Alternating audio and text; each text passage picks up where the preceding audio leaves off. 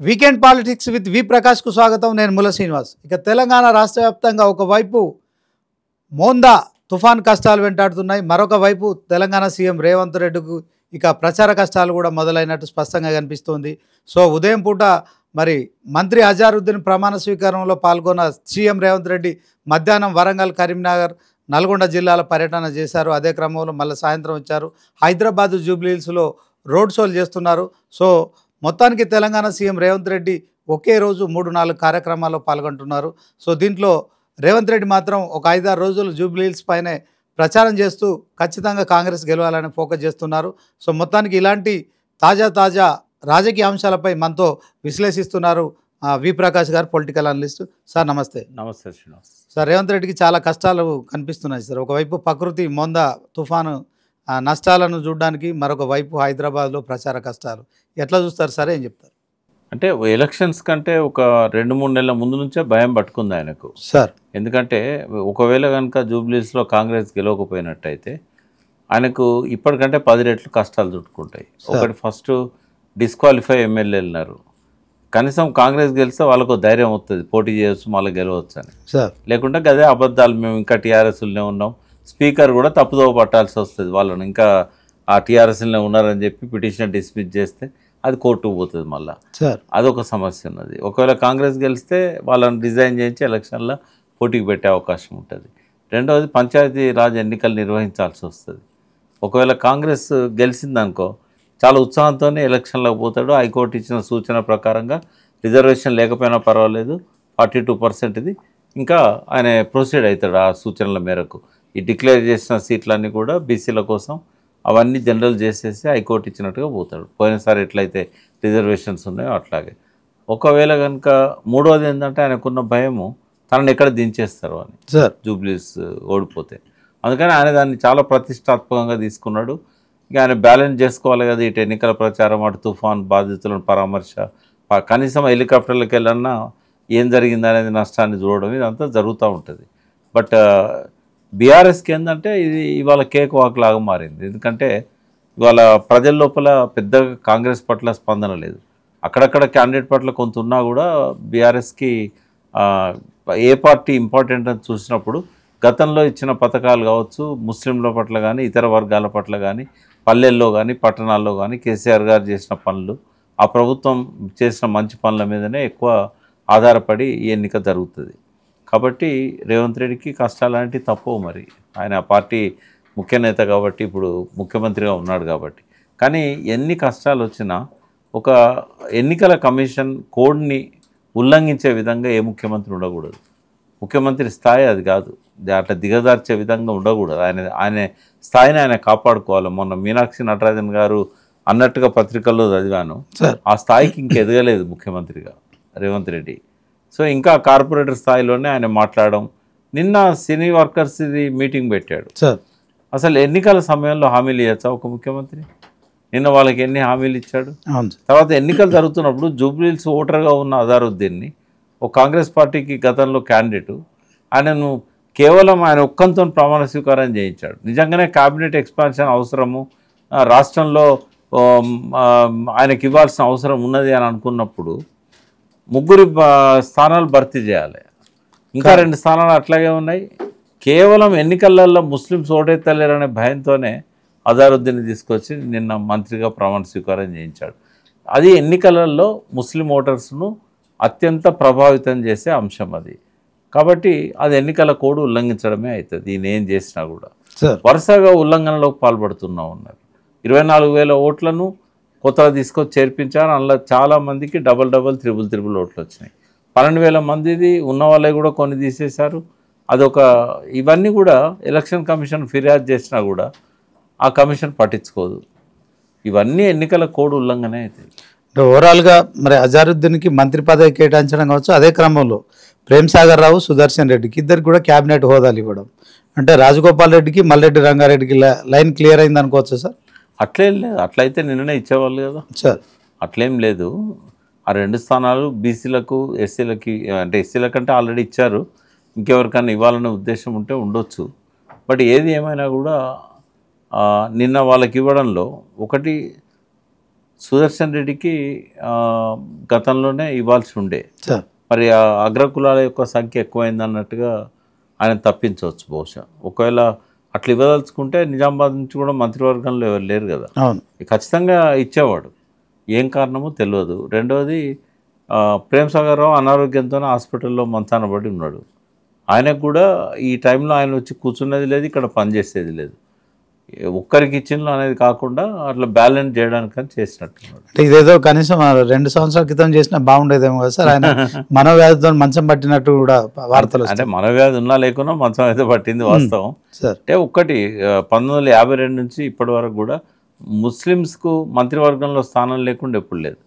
నెల రోజులు పరిపాలించిన నాదెండ్ల భాస్కర్ రావు కూడా సలావుద్దీన్ ఓవైసీ, ఇప్పుడున్న ఓవైసీ ఫాదర్కి, అసదుద్దీన్ ఓవైసీ, అక్బరుద్దీన్ ఓవైసీల ఫాదర్కి ఆయన మంత్రి పదవి ఇచ్చాడు 1 మంత్ కోసం కూడా. బట్ మొదటిసారి రేవంత్ రెడ్డి 2 ఇయర్స్ ముస్లింకు మంత్రి పదవి ఇవ్వకుండా కూర్చోబెట్టాడు. అంటే ఇప్పుడు రేవంత్ రెడ్డి ఎన్నికల ఉల్లంఘనకు పాల్పడ్డాడు. 100% అజారుద్దీన్ కూడా 6 నెలల ముఖ్యమంత్రే. ఇప్పుడు ఆయన ఎమ్మెల్సీ పదవికి గవర్నర్ కోటాలు రికమెండ్ చేశారు. ఫస్ట్ అది కోర్టు కొట్టేస్తుంది, ఎందుకంటే ఆయన art, literature, science, technology, social service దేనిలో లేడు. ఆయన క్రికెట్ ఇళ్ళకి రాదు. ఆయన పక్కా పొలిటీషియన్. పోయినసారి ఎమ్మెల్యేలో కంటెస్ట్ చేశాడు. అదంతా ఎలక్షన్ కమిషన్ దానిలో ఉంటుంది. గతంలో రూలింగ్స్ ఉన్నాయి. బీహార్లో ఒక క్రికెటర్కి గవర్నర్ కోటాలో ఎమ్మెల్సీ ఇస్తే పాట్నా హైకోర్టు కొట్టేసింది, జడ్జిమెంట్ ఉన్నది. కాబట్టి ఎట్టి పరిస్థితుల్లో ఆయనది కోదండరామ్ది. కోదండరామ్ ఏమో ఆ పార్టీకి అధ్యక్షుడు, సాక్షాత్తు రిజిస్టర్ పార్టీ తెలంగాణ జనసమితికి అధ్యక్షుడు. ఇది సుప్రీంకోర్టు కొట్టేస్తుంది. కొట్టేసినప్పుడు ఏమవుతుంది, ఈ 6 నెలల లోపల తిరిగి ఎన్నిక కావాలనేది ఉంటుంది కదా, కాలేడు. రెండవది కోర్టులో ఒకవేళ జడ్జిమెంట్ రాక ప్రొలాంగ్ అయింది అనుకో, అప్పుడు కూడా అనేది 6 నెలల పదవి. అంటే ఇప్పుడు అజారుద్దీన్కి ఎమ్మెల్సీ పదవి రాకుంటే కోదండరామ్ కూడా ఎమ్మెల్సీ పదవి రాకుండా, కోదండరామ్ పక్కన పెడితే ఈయన మంత్రిగా ప్రమాణ స్వీకారం చేసింది కదా సార్. ఎక్కడి నుంచి మళ్ళీ అంటే ఎమ్మెల్యేగాను మళ్ళీ ఛాన్సే లేదు. 6 నెలలకు ఆయన దిగిపోవాల్సిందే. ఒకవేళ డిస్క్వాలిఫికేషన్లో దానం నాగేందర్ ఇట్లాంటి వాళ్ళు ఒకవేళ డిస్క్వాలిఫై అయినా కూడా మళ్ళీ వాళ్ళే పోటీ చేస్తారు. ఈయనకు ఎందుకు వదిలిపెడతారు? ఇంకా అది రానే లేదు తీర్పు. అది ఇప్పట్లో అయ్యేది కూడా కాదు. కాబట్టి ఇంకా అజారుద్దీన్ కేవలం 6 నెలల మంత్రిగా, 6 నెలల మంత్రి, నో డౌట్. ముస్లిం ఓటర్స్ గమనించాలి వాళ్ళు. ఇది మిమ్మల్ని మభ్య పెట్టడానికి ఇస్తున్నాడు తప్ప చిత్తశుద్ధి ఉంటే ఆయన అదివరకే మంత్రిగా ఇచ్చేవాడు. పోయినసారి అద్దంకి దయాకర్ లాంటి వాళ్ళకి ఎమ్మెల్సీ ఇచ్చినప్పుడే ఆయన తీసుకునేవాళ్ళు. ఆయనకు కూడా ఎమ్మెల్సీ ఇచ్చి మంత్రి పదవులకు తీసుకునేవాళ్ళు. ఆయన ఎమ్మెల్యే ఇవ్వడానికి కూడా ఇష్టపడలేదు అజారుద్దీన్కు. పోయినసారి 65,000 ఓట్లు ఏమో వచ్చినాయి. మరి ఆయనకి ఇవ్వాలి కదా, ఆయనకు మంచిగా వచ్చినాయి కదా ఓట్లు. ఆయనకి ఇవ్వడానికి కూడా సిద్ధపడని వ్యక్తి ఇవాళ మళ్ళీ తీసుకొచ్చి మంత్రిని చేసిండు అంటే ఇది అజారుద్దీన్ మీద ప్రేమ కాదు, ముస్లిం మీద ప్రేమ కాదు. ముస్లింలు ఓటు ఎత్తలేరనే భయం, అది అర్థం చేసుకోవాలి వాళ్ళు. సార్, తెలంగాణ సీఎం రేవంత్ రెడ్డి మొన్న పోలీస్ గ్రౌండ్లో సినీ కార్మికుల ఏది సన్మాన సభ ఉందో దాంట్లో మాట్లాడుతున్న క్రమంలో హాలీవుడ్ని ఇక్కడ తీసుకొస్తా, తర్వాత అంటే చాలా హామీలు ఇస్తున్నాడు. సో మొత్తానికి ఆయన అనఫిషియల్గా ఎన్నికల ప్రచారం చేసినట్టే ఎన్నికల కోడ్ ఉల్లంఘిస్తూ కూడా అజారుద్దీన్కి మంత్రి పదవిలో తీసుకోవడం కావచ్చు. ఇదే అంశంలో తాజాగా ఆయన ఎన్నికల ప్రచారంలో బీఆర్ఎస్ గెలిస్తే మీకు అన్ని రేషన్ కార్డుల దగ్గర నుంచి ఉచిత బియ్యం, సన్న బియ్యం ఇవన్నీ కూడా మీకు రద్దయిపోతుంది, బస్సు ప్రయాణం కూడా రద్దయిపోతుందని చేస్తున్న కామెంట్స్ మనం ఎట్లా చూడవచ్చు? అంటే ఒకటి, ఒక ముఖ్యమంత్రిగా ఉన్న వ్యక్తి సార్ ఫస్ట్ అధికారికంగా పోలీస్ గ్రౌండ్ వాడకూడదు ఎన్నికల ప్రచారానికి. సార్ ఆయన ఏం చెప్పినా ఎన్నికల ప్రచారంలో భాగమే అవుతుంది. కాన్స్టిట్యున్సీలో పెట్టాడు కాబట్టి ఆ గ్రౌండ్ ఉన్నది జూబ్లీహిల్స్ కాన్స్టిట్యున్సీలో. సాక్షాత్తు క్యాండిడేట్ ఇంటి పక్కనే ఉంటుంది, అది కాంగ్రెస్ క్యాండిడేట్. రెండవది ఏంటంటే సినీ కార్మికులు కన్సిడరబుల్ నంబర్, పెద్ద సంఖ్యలో ఉన్నారు. వాళ్ళకి ఏ హామీ ఇచ్చినా వాళ్ళంతా ఓటర్లు కాబట్టి ఓటర్లను ప్రత్యక్షంగా ప్రభావితం చేసే హామీలు ఏవి కూడా ముఖ్యమంత్రి స్థానంలో ఉన్న వ్యక్తి ఇవ్వకూడదు. ఎన్నికల కోసం ఆయన ఏమన్నా ముఖ్యమంత్రి పదవికి లీవ్ పెట్టిండా? నిన్న పొద్దున రాజ్భవన్లో ముఖ్యమంత్రి హోదాలో ప్రమాణ స్వీకారం చేయించాడు. నిన్న మధ్యాహ్నం ప్రభుత్వ ఖర్చుతో హెలికాప్టర్ వేసుకొని జిల్లాలన్నీ తిరిగి వచ్చాడు వరద బీభత్సాల గురించి. సాయంత్రానికి ముఖ్యమంత్రి కాకుండా పోడు కదా సార్. బీఆర్ఎస్ గెలిస్తే ఇవన్నీ పథకాలు, ఉచిత పథకాలన్నీ రద్దు అవుతాయి. ఇది దమ్కి దాదాగిరి సార్. మరి ఇప్పుడు జనానికి కూడా ఒకటి అడుగుతాను సార్, ఇప్పుడు సునీతమ్మని గెలిపించగానే కేసీఆర్ ముఖ్యమంత్రి అవుతాడా, కేటీఆర్ అవుతాడా? బీఆర్ఎస్ చేతికి పథకాలను రద్దు చేసే అంత అధికారం కానీ స్వేచ్ఛ కానీ వస్తుందా ఒక్క సీట్ గెలిస్తే? అంటే ఇది ఉద్దేశం ఏంటంటే ఇది ఒక దమ్కి ఇవ్వడం. సార్ వాళ్ళ క్యాండిడేట్ ఏమో జూబ్లీస్లో ఎట్లా తిరుగుతారో చూస్తా, గోడలు దాటినాయా రోడ్డు దాటినాయా అని చెప్తాడు. మీ ఇళ్ళకి ఎట్లా వస్తారు?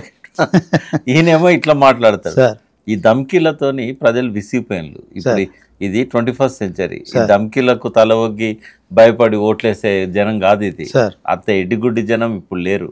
కిషన్ రెడ్డి అజారుద్దీన్, మంత్రి అజారుద్దీన్ దేశద్రోహి అనడాన్ని ఎట్లా చూస్తారు? నిజంగా మ్యాచ్ ఫిక్సింగ్ కేసు ఇంకా దానికి సంబంధించిన అంశంలో నడుస్తుంది, విచారణ నడుస్తుంది. ఆయన దేశద్రోహి అన్న వాళ్ళిద్దరి మధ్య మ్యాచ్ ఫిక్సింగ్ ఉన్నది. ఎవరికి సార్? కాంగ్రెస్ కును బీజేపీకి. సార్ వాళ్ళు ఎక్కడ ప్రచారంలో లేరు కదా సార్. అంటే వన్ సైడ్ కాంగ్రెస్ కు సార్ వాళ్ళు అడ్డం రావట్లేదు. బీఆర్ఎస్ కును కాంగ్రెస్ కు మధ్య ఉన్న పోటీలో మధ్యలో అడ్డం రావట్లేదు సార్. అక్కడ ఎట్లయితే కంటోన్మెంట్ లో టిఆర్ఎస్ ఓడించాలంటే ఇద్దరం ఒక్కటి కావాలి, పార్టీలు ఒక్కటి కావు కదా. అందుకని ఆ బీజేపీ క్యాండిడేట్ తీసుకొచ్చి కాంగ్రెస్ కండవగా పిచ్చారు. ఇద్దరు టార్గెట్ కేసీఆర్ కాబట్టి సాక్షాత్తు బీజేపీ టికెట్ అడగడానికి ఆయన పోతే బీఫామ్ ఏమనంటే, నువ్వు బీజేపీ అయితే గెలవరా బాబు, నువ్వు కాంగ్రెస్ లో బీఆర్ఎస్ మీద గెలవాలంటే మన ఇద్దరం ఒక్కటి కావాలి. నవీన్ యాదవ్ కదా సార్ అక్కడ గణేష్ కంటోన్మెంట్ లో సార్ సాక్షాత్తు వాళ్ళ క్యాండిడేట్ నే తీసుకొచ్చి కాంగ్రెస్ కప్పైపోయింది. ఇక్కడ కూడా లాస్ట్ మినిట్ దాకా క్యాండిడేట్ డిసైడ్ చేయలే. ఇప్పుడు పోయినసారి ఇచ్చిన క్యాండిడేట్ కి మళ్ళీ ఇచ్చినప్పుడు నామినేషన్ వేసేదాకా ఎందుకు ఆపిల్లు? అంటే డమ్మీ క్యాండిడేట్ పెట్టాలి, బీజేపీ సైలెంట్గా ఉండాలి, కాంగ్రెస్కు వన్ సైడ్ ప్రజల ఓట్లు పడాలి. ఇక ఇదంతా డ్రామా చేస్తారు, పైకి మాత్రం దేశద్రోహి అని మాట్లాడతారు. ఆయన అజారుద్దీన్ ఎమ్మెల్సీగా నామినేట్ చేశారు, గవర్నర్ దగ్గర ఉంది ఆ ఫైలు. సో ఆయన మంత్రిగా ప్రమాణ స్వీకారం చేశారు. బీఆర్ఎస్ బీజేపీ ఫిర్యాదులు చేయడాన్ని, అంటే ఎలక్షన్ కమిషన్కి ఒకరు గవర్నర్కి ఒకరు ఫిర్యాదు చేయడాన్ని ఎట్లా చూడొచ్చు అండి? ఫిర్యాదు 100% చేయాల్సిందే సార్. ఎన్నికల కమిషన్ ఖచ్చితంగా ఇది ఉల్లంఘన కింద తీసుకోవాలి సార్. ఇది ఒక్కటి చాలు. కోర్టు నవీన్ యాదవ్ ఒకవేళ గెలిచినా కూడా కొట్టేయడానికి, ఆయన ఎన్నికను డిస్క్వాలిఫై చేయడానికి ఈ ఒక్క ఉదాహరణ చాలు. అట్లాంటివి 10 ఉన్నాయి ఇప్పటికీ. కాబట్టి గెలిచినా కూడా నవీన్ యాదవ్కు ఆ ఎమ్మెల్యే పదవి దక్కదు సార్. ఓవరాల్గా జూబ్లీహిల్స్ ప్రచారం అయితే రోజు రోజుకు వేడెక్కుతుంది సార్. ఒకవైపు ప్రచార రథంతో కేటీఆర్ రోడ్ షోలు చేస్తున్నారు. అదే క్రమంలో తెలంగాణ సీఎం రేవంత్ రెడ్డి సీఎం హోదాలో హైదరాబాద్లో 5వ తారీఖు వరకు కూడా ఆయన వరుసగా రోడ్ షోలు చేస్తున్నారు. అంటే ఎప్పుడన్నా ఒక బై ఎలక్షన్లో సార్ 5-6 రోజులు రోడ్ షోలు కానీ బహిరంగ సభలు కానీ చేసిన ముఖ్యమంత్రిని మీరు చూసారా? 14 అంటే ఇప్పుడు అజారుద్దీన్తో కలుపుకుంటే 15 మంది మంత్రులు, 40 మంది ఎమ్మెల్యేలు, ఎమ్మెల్సీలు అంతా కూడా ఇక్కడే. అదే ఒక ప్యానిక్, ఒక భయకంపితులు అవుతున్నారు వాళ్ళు, ఎక్కడ బీఆర్ఎస్ గెలుస్తుందో అని. సార్ అది చాలు కదా, శత్రువు బలహీనత నుంచే ఆ విజయం ఉన్నదా లేదా అనేది ఆశిస్తుంది అవతల పార్టీ. కాబట్టి చాలా స్పష్టంగా కనబడుతుంది ఓటమి కంచుల్లో నవీన్ యాదవ్ ఉన్నాడని. కొంత హరీష్ రావు లేని లోటు మనం ఫీల్ కావచ్చు. లోటేం కాదు, ఎందుకంటే ఆయన ఉంటే యాడెడ్ అడ్వాంటేజ్ తప్ప లోటేం కాదు. తర్వాత ఆయన వస్తాడు, మళ్ళీ జాయిన్ అవుతాడు. ప్రచారం ముగిసే లోపే ఆయన మళ్ళీ జాయిన్ అవుతాడు. సార్ తెలంగాణ కొత్త పోలీస్ బాస్ శివధర్ రెడ్డి మరి నిజామాబాద్లో రియాజ్ రౌడ్ షీటర్ ఎన్కౌంటర్ స్పాట్లో ఎన్కౌంటర్ చేయడం కావచ్చు. మొన్న కూడా డీసీపీ అంటే హైదరాబాద్ పరిధిలో చైతన్యపురిలో జరిగిన డీసీపీ కాల్పులు, అంటే మొత్తానికి న్యూ పోలీసింగ్ స్టార్ట్ అయింది అనుకోవచ్చు సార్. అంటే నేరుగా శివధర్ రెడ్డికి సంబంధం ఉన్నా లేకున్నా సార్ కింద ఉన్న వాళ్ళు చాలా ఎక్సైజ్ చేస్తున్నారు బాగా సార్. అది శివధర్ రెడ్డి గారు పట్టించుకోవాలి. ఇప్పుడు ఒక ఫ్యాక్ట్ ఫైండింగ్ కమిటీ విచారణ జరిపింది రియాజ్ హత్యను. రియాజ్ ఏంటంటే ఇది కావాలని కస్టడీలో చేసిన హత్య. ఇంకోటి ఆ కానిస్టేబుల్ ఎవరైతే ప్రమోద్ ఆయన పేరు ఏదో ఉంది, ఆయన చనిపోయింది రియాజ్ చేతిలో కాదు. ఒక గ్యాంగ్ రియాజ్ను చంపడానికి వస్తే రియాజ్ తప్పించుకున్నాడు. ఆ టైంలో కానిస్టేబుల్ చనిపోయాడు. ఆ గ్యాంగ్ను పట్టుకుంటలేరు వీళ్ళు. ఆసిఫ్ ఆయన పేరు ఏదో ఉంది. అది జరిగింది ఎట్లా అంటే సీక్వెన్స్ తెలవాలి జనానికి. స్కూటర్ డిక్కీలో 3 లక్షల రూపాయలు ఉన్నాయి. ఆ బండిని సీజ్ చేశారు ఎవరు? ఫైనాన్స్ వాళ్ళు. ఆ ఫైనాన్స్ వాళ్ళ ఏజెంట్ రియాజ్. రియాజ్ కును అతనికి ఏం వ్యక్తిగత కక్షలు లేవు. అయితే ఆ బండి తీసుకుపోయినప్పుడు ఆ 3 లక్షల రూపాయలు వాళ్ళకి దొరికినాయి. తీరా చూస్తే అవి ఫేక్ నోట్స్. అయితే ఇప్పుడు ఆ కేసును తవ్వితే ఫేక్ నోట్స్ ఎవరి అనేది బయటకు వస్తుంది. కాబట్టి రియాజ్ మట్టు పెట్టారు. అది ఆయనకు తెలిసిపోయింది 3 లక్షల రూపాయలు ఉన్నాయి కాబట్టి. ఈ కానిస్టేబుల్ ఏం చేశాడు, నీకు ఇబ్బంది లేకుండా నేను సెటిల్ చేస్తాను, 1 లక్ష రూపాయలు లంచం మాట్లాడుకున్నాడు. ఇద్దరు కలిసి మాట్లాడుకుంటుంటే వీడు ఆ బండోడు వచ్చేసి ఈ రియాజ్ మీద హత్యా ప్రయత్నం చేస్తే మిస్ అయ్యి ఆ కానిస్టేబుల్ చనిపోయాడు. అంటే ఇది కొత్త కోణం. ఇది ఫ్యాక్ట్ ఫైండింగ్ కమిటీ వాళ్ళు బయట పెట్టారు, సోషల్ మీడియాలో వచ్చింది. సెకండ్ పాయింట్ ఏంటంటే పోలీసులు, ఇది శివధర్ రెడ్డి సీరియస్ గా తీసుకోవాల్సింది ఏంటంటే వాళ్ళ కుటుంబాన్ని రకరకాల చిత్రహింసలకు గురి చేశారు. నంబర్ 1 ఏంటంటే రియాజ్ తల్లిని, రియాజ్ భార్యను లైంగిక దాడి చేశారనేది వాళ్ళ ఆరోపణ. సెకండ్ ఏంటంటే వాళ్ళ ఇద్దరు చిన్నపిల్లల్ని వాళ్ళ కళ్ళల్లో కారం కొట్టారని, రకరకాల చిత్రహింసలకు గురి చేశారని వాళ్ళ ఫిర్యాదు. అది సీరియస్గా తీసుకోవాలి. ఇప్పుడు పొరపాటు జరుగుతాయి, వాటిని ఏంటంటే కప్పిపుచ్చొద్దు.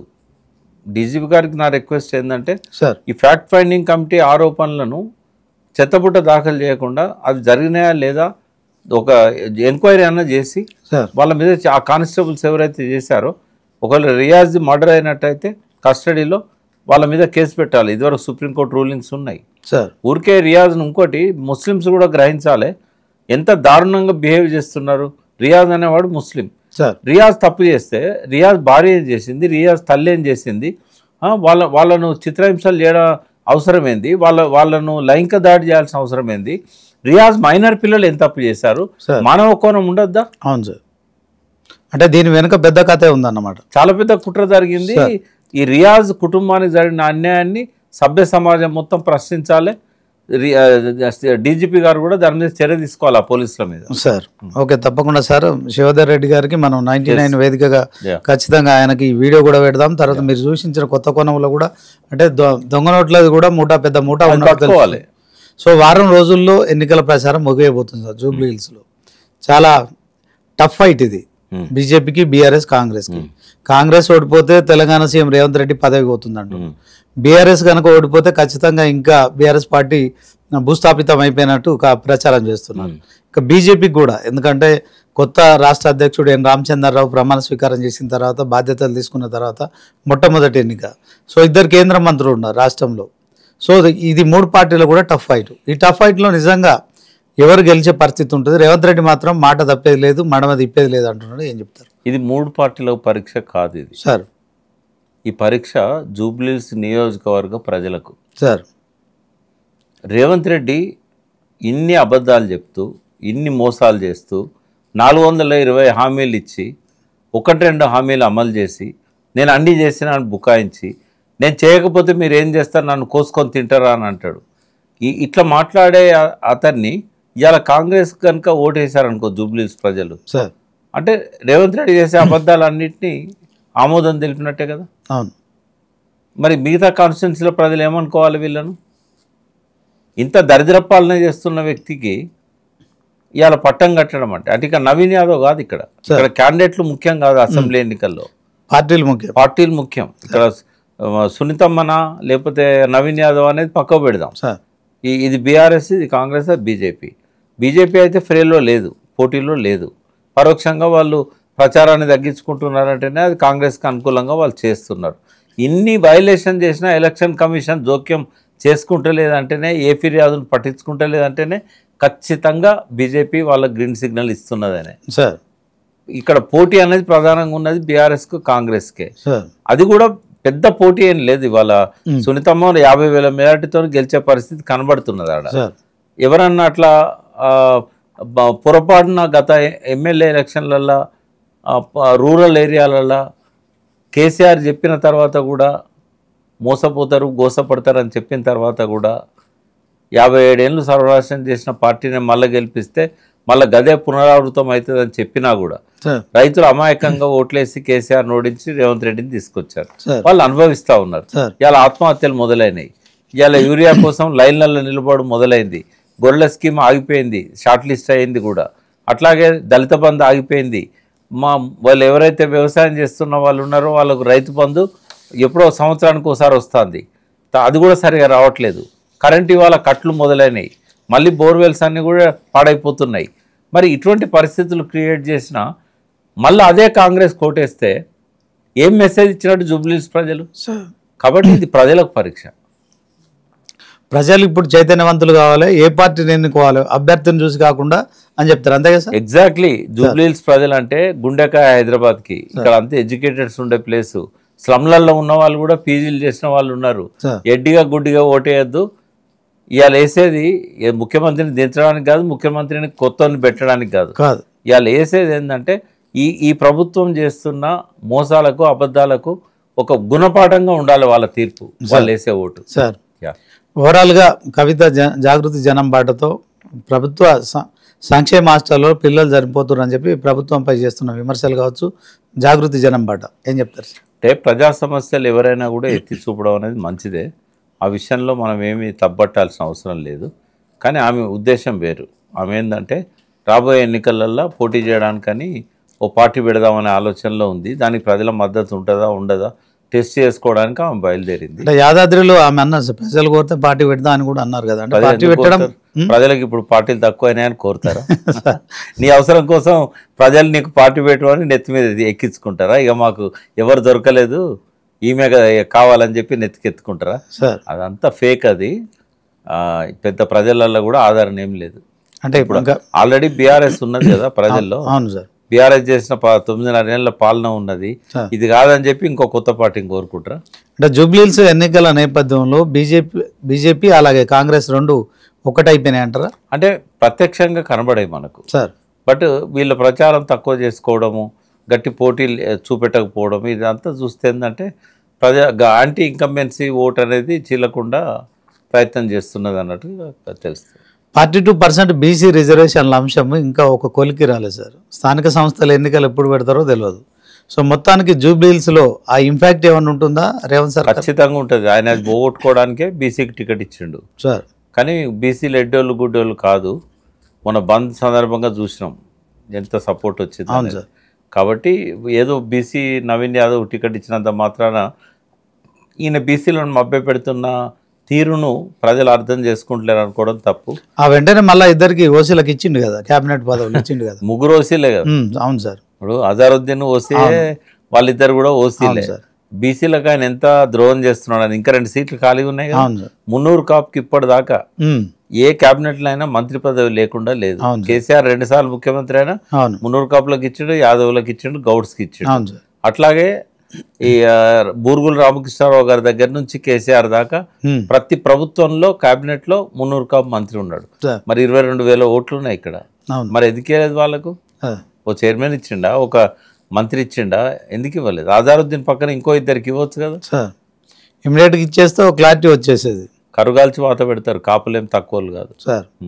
ఓవరాల్గా అంటే ఇప్పుడు ఈ చైతన్యం అయితే జూబ్లీహిల్స్లో కనిపిస్తుంది. ఏ పార్టీని ఎన్నుకుంటారు అనేది ఆ చైతన్యం ఉందంటారు ప్రజలు ఉన్నది. అందుకే నేను చెప్తున్నా కదా, 30,000 నుంచి 50,000 తక్కువ కాకుండా బీఆర్ఎస్ గెలుస్తుంది. అంత తెలివితక్కువలు కాదు. మా మోసాలు చేసే వాళ్ళని మళ్ళీ ఎన్నుకునే పద్ధతి లేదు ఆడ. Okay sir, thank you sir. Thank you.